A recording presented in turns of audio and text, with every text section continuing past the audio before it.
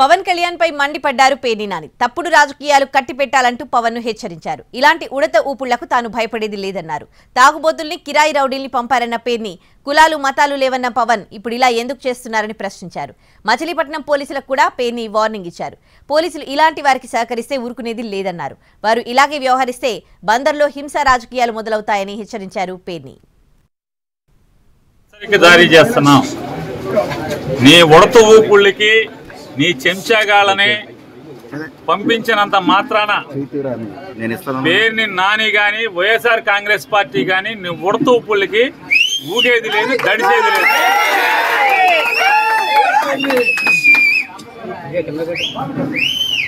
రాజకీయాల్లోకి సినిమా నటుడై 4 డ్యాన్స్లు వేసి నువ్వు వచ్చి నీ ఇష్టానుసారం ఎవరిని పడితే వాళ్ళని నోటుకొచ్చినట్టు మాట్లాడచ్చు.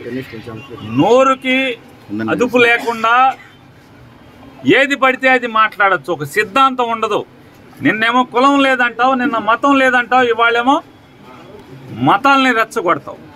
హిందువులందరూ బయటికి రండి, అదే చర్చిలోనో మసీదులోనో ఏదైనా జరిగితే వాళ్ళందరూ రోడ్డెక్కరా, వాళ్ళకు చూసి వాళ్ళకున్న ఐకమత్యం కూడా హిందువులకు ఉండదా అని మాట్లాడుతుంటే ఈ రకంగా సమాజంని కులాల పరంగా మతాల పరంగా ఎన్నికల ముందు వరకు కులాల పరంగా రెచ్చగొట్టి ఇవాళ మతాల పరంగా రెచ్చగొట్టేటువంటి దౌర్భాగ్య నీచ రాజకీయాలు చేస్తున్నటువంటి పవన్ కళ్యాణ్ని ఎండగట్టాను.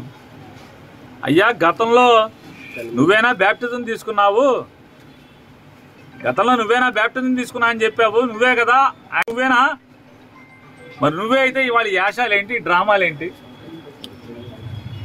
అంతకుముందు యాషాలేంటి, అంతకుముందు భాష ఏంటి, అంతకుముందు డ్రామాలేంటి? ఇవాళ ఒక బాధ్యతాయుతమైనటువంటి ఉప ముఖ్యమంత్రి పదవిలో ప్రభుత్వంలో ఉండి బాధ్యత లేకుండా ప్రవర్తించటం ఇది సిగ్గుమాలినతనం కాదా అని నేను ప్రశ్నిస్తే